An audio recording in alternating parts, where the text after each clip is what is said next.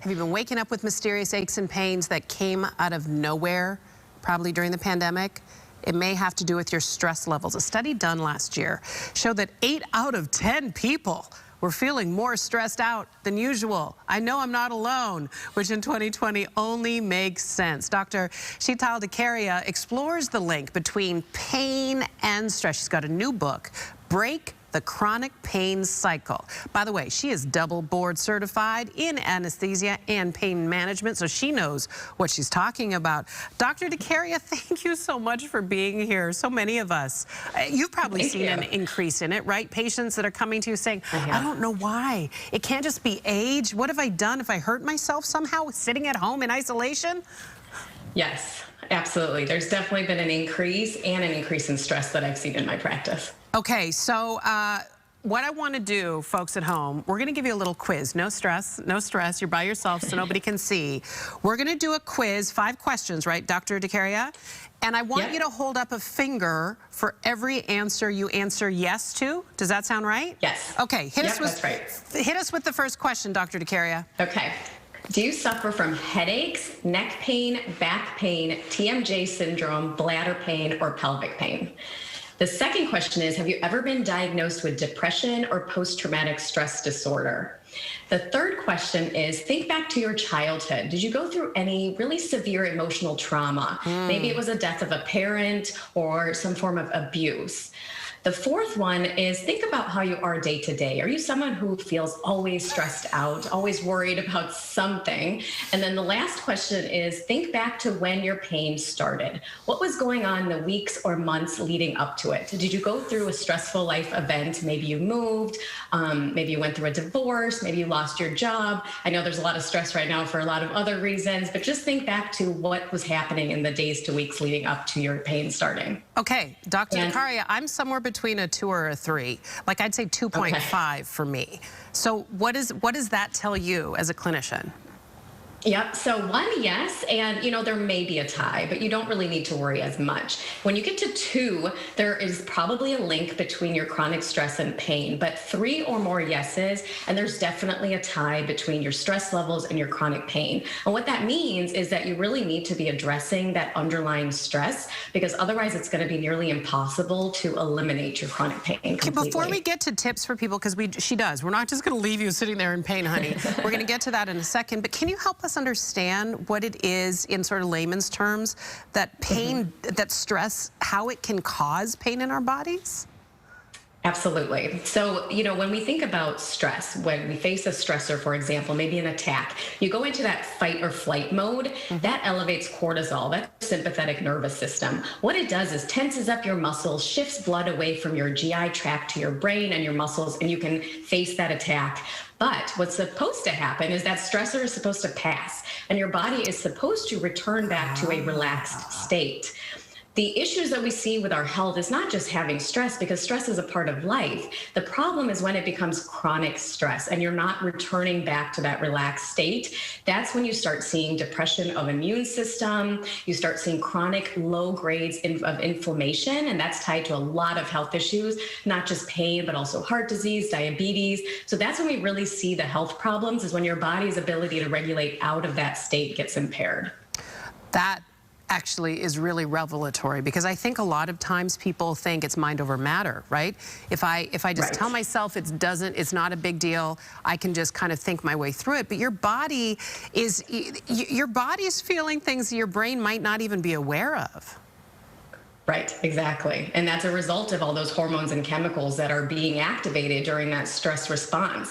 And you need to kind of develop better pathways to activate your resting system. And you have to do that through active, different types of things, because otherwise it's going to be very hard to return out of that state. And let's just give people some grace here. We're all feeling it, right? All of us. There's been a lot in this last year. There's been a lot in the last decade. When you think of the increase in school shootings and the social justice issues and the killing of black men by law enforcement incidences. I mean, people's shoulders are way up here, right? Okay, so let's let's start some healing, right? Let's not just leave people in that activated state. You've got tips Absolutely. to heal your brain pain. I like that you actually call it that, brain pain.